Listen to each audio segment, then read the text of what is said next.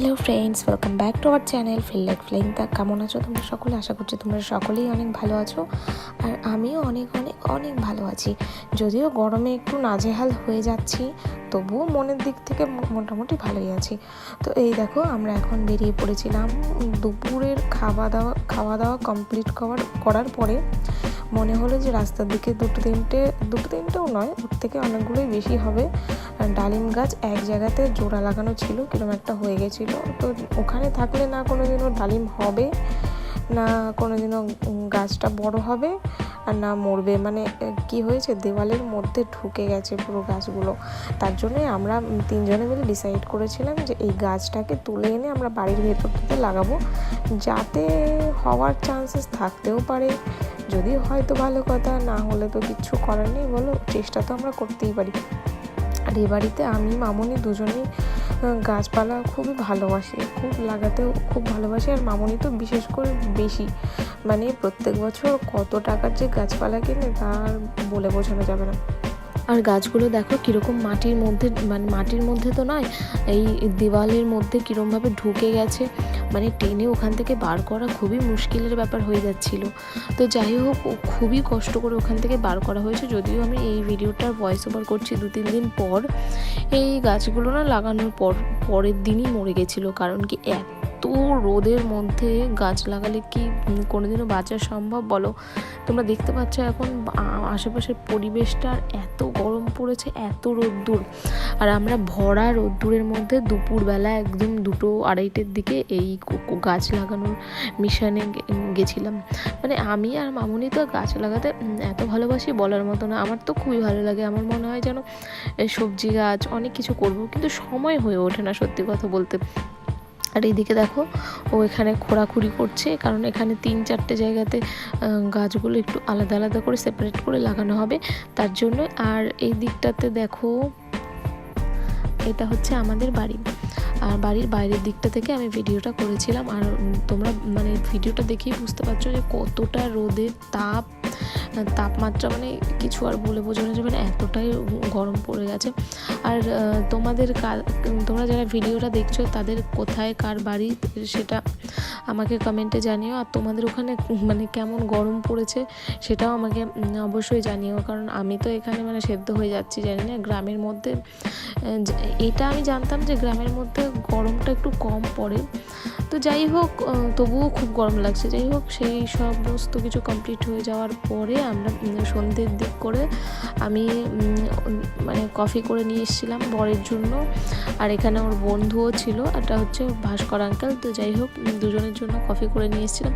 আর এখানে দেখো, আমাদের ঘর মানে শোরুমটা আর গাড়িগুলো আজকে একদম চকচক করছে, একদম আমরা পরিষ্কার করেছি খুব সুন্দর করে।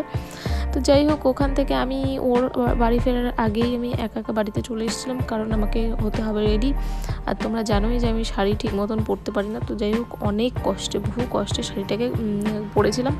আর এই দেখো, আমাদের এখানে আশ্রমে হচ্ছে কীর্তন হচ্ছিল, কীর্তন দেখার জন্যই আজকে শাড়ি টাড়ি পরে গেছিলাম। তো যাই হোক, ওখানে শাড়ি পরে গিয়ে খুবই কষ্ট পাচ্ছিলাম, কারণ এতটাই গরম পড়েছিল যে শাড়ি পরে গিয়ে ওখানে টেকা মুশকিল হয়ে যাচ্ছিল। জায়গাটা অনেকটা ছোট ছিল, আর এতগুলো লোকজন ছিল না, খুবই অসুবিধা হয়ে যাচ্ছিল।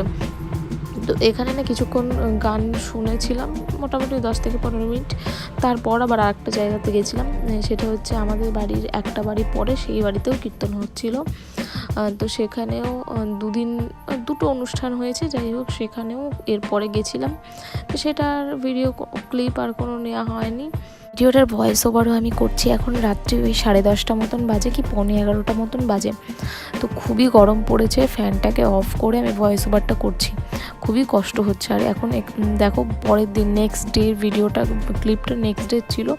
তো এখানে আমি ওর জন্য নিয়ে গেছিলাম দোকানে ব্রেকফাস্ট। তো এখানে দেখো, ও বললো যে তুমি তাহলে আজকে পুজোটা দিয়ে দাও। তো আমি যেহেতু সকালবেলা স্নান টান করে একবার ব্রেকফাস্টটা নিয়ে এসেছিলাম, তো ওর কাছে ওটা দিয়ে ভাবলাম আগে পুজোটা করে নিই। তো দেখো, এখন হয়ে গেছে দুপুর, আর আমাদের অ্যাকোরিয়ামের অবস্থা আগের দিন একটুখানি এক ঝলক দেখিয়েছিলাম যে কি বাজে অবস্থা হয়ে গেছে অ্যাকোরিয়ামের। আর ওই ঢাকনাটা ফেটে একাকার হয়ে গেছে। তো যাই হোক, ওই ঢাকনাটাই নিয়ে যাচ্ছে, যদি রিপেয়ার করা হয় তো রিপেয়ার করবে, আর যদি রিপেয়ার না করা হয় তাহলে আর একটা বলেছে নতুন কিনে নিয়ে চলে আসবে। আর এই দেখো বলতে বলতে এখানে কিনে নিয়ে চলেও এসছে। আমাকে যদিও অবশ্য ছবি তুলে পাঠিয়েছিল যে কোনটা নেব, তো আমার ওই নীলটাই পছন্দ হয়েছিল বেশি, তাই জন্য ওরও খুব নীলটাই পছন্দ হয়ে গেছিলো। তো যাই হোক, আমাদের দুজনের পছন্দ কিন্তু এত সহজে মিলে যায় না, তো যাই হোক ভাগ্যক্রমে পছন্দটা মিলে গেছে এখানে, তো খুবই ভালো কথা। তাই জন্য ও আবার আমাকে বললো চলো ওটা লাগাই গা। তো আমি বললাম না, দোকানটা এখানে দুজন মানে দুজন দোকানটাকে এভাবে ফেলে রেখে যাওয়া উচিত হবে না, তো তুমি গিয়ে ওটা সেট করো গা, আমি পরে গিয়ে দেখে নেবো, যখন খেতে যাব তখন ঠিক আমি দেখে নেবো। তো ও ওটাকে না কমপ্লিট করে দেখো এখানে আইসক্রিম নিয়ে দিয়ে চলে গেল আমাকে, কারণ মামনি এই আইসক্রিমটা খেতে খুবই ভালোবাসে। তো হয়তো বলেছে মামনি আইসক্রিম আনার জন্য, তো আমার জন্য একটা নিয়ে এসেছিলো এখানে। আর সন্ধেবেলা দেখো আমরা একটুখানি বেরিয়েছিলাম হচ্ছে পলাশি মার্কেটে, আর পলাশি মার্কেটে গিয়েও যা মানে গরমের অবস্থা, তো ফার্স্টে একটা দোকানে গেছিলাম, সেই কাজটা হলো না। তারপরে আমরা ভাবলাম রাতে আজকে একটুখানি বিরিয়ানি খেয়ে নিই, আর এত গরমের মধ্যে ওই এক পুরো প্লেট ধরে খাওয়া আমার পক্ষে পসিবল ছিল না, তো অল্প করে নিয়েছিল।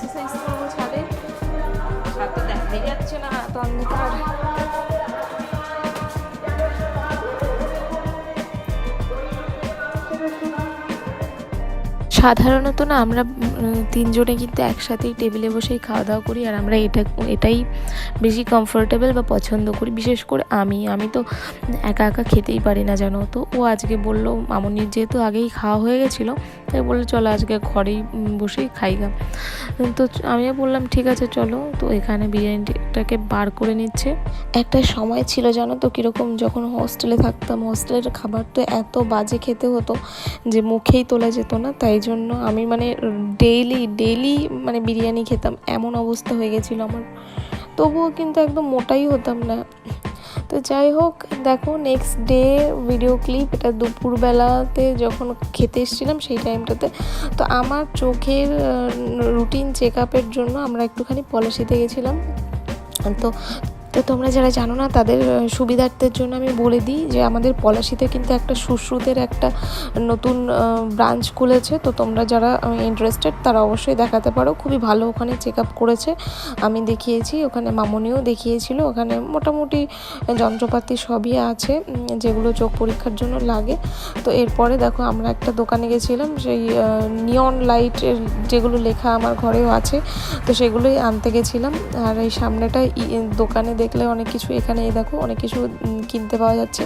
এগুলো যেহেতু এখন মুসলিমদের রোজা চলছে, রোজার পরেই হবে ঈদ, তার জন্য হয়তো স্পেশালি এই দোকানগুলো করা হয়েছে।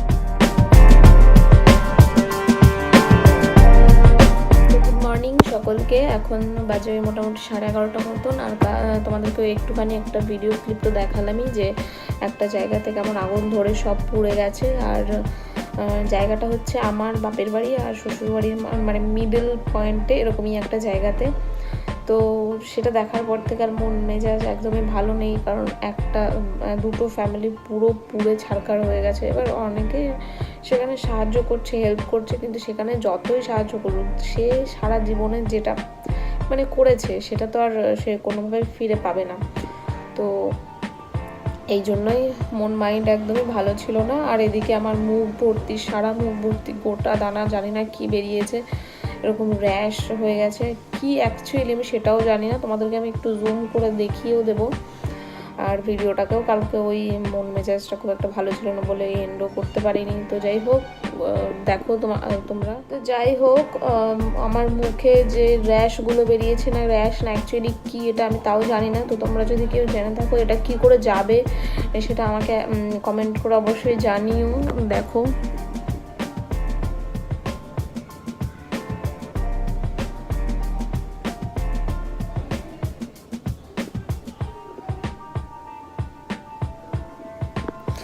মানে এমনিতে আমি সেরকম কিছু ইউজ করি না, মুখে মাখি না। তো যাই হোক, এটা কি বলবো, এটা কিসের এফেক্টে হচ্ছে আমি তাও জানি না। আমি একটা নাইট ক্রিম ইউজ করি, সেটা হচ্ছে অ্যামোয়ের, আর একটা ডে ক্রিম ইউজ করি, একটা ময়শ্চারাইজার যেটা হচ্ছে রিফর্মের। তো এই দুটো ইউজ করি আমি, তাছাড়া আমি কিছু ইউজ করি না। একটা ফেস ওয়াশ ইউজ করি, সেটা অ্যামোয়ের অ্যাটিটিউড বি ব্রাইট। তবু সেটা জানি না কিসে থেকে এরকম এফেক্ট হলো, আমি সেটা সত্যি বুঝতে পারছি না। যাই হোক, যদি সারানোর কোনো উপায় থাকে তোমরা অবশ্যই কমেন্টে জানিও। আর বললামই তো মন মেজাজও খুব একটা ভালো নেই, এদিকে ওরকম অবস্থা, এদিকে মুখে এই সমস্ত হয়েছে, একদম জ্বলছে মুখটা পুরো। তো যাই হোক, আজকে ভিডিওটা এই পর্যন্তই। দেখা হচ্ছে নেক্সট ব্লগে। ততক্ষণ তোমরা সবাই ভালো থেকো, সুস্থ থেকো, আর অবশ্যই কিন্তু সাবধানে থেকো, খুব খুব সাবধানে থেকো। আমাদের এই দিকটাতে মোটামুটি দু তিনবার এরকম ঘটনা ঘটে গেল এইবার, মানে এই গরমের সিজনে 2-3টে এরকম ঘটনা ঘটে গেল। তাই তোমাদেরকেও বলছি তোমরা খুব সাবধানে থেকো। তো টাটা।